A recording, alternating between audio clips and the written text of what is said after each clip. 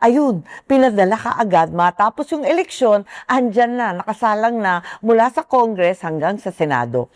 Ang balita, maraming pinangakuan dyan sa Kongreso ng kung ano-anong limpak-limpak na milyon na project. Naku po, eto na, nung nagkasingilan na, sabi na ng DBM, ng administrasyon, FLR na kayo. Ano ibig sabihin nun? For later release. Ibig sabihin, yung pinangakong project, nakatenga. Kaya hanggang ngayon, namumuti na sa kaiintay ang ating mga kongresista, higit sa lahat ang mga kongresista na kontratista. Ayun, hirap na hirap talaga sila pagkat hindi pa naglalabasan. At alam naman natin, may utang pa sa eleksyon na nakaraan. Meron pang 2 eleksyon itong taong to.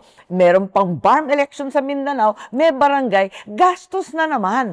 Kaso, 3 little letters, FLR, for later release. Nakatenga pa yung mga project. Ngayon, eto na, the second impeachment. Pangakuan na naman ng katakot-takot na project. Ang problema, wala nang naniniwala. Ang sabi nila, may utang pa ang administrasyon sa amin nung nakaraang impeachment. Ano ba naman, i-deliver na muna ninyo yon kesa sa mag-impeachment ulit. Eto na.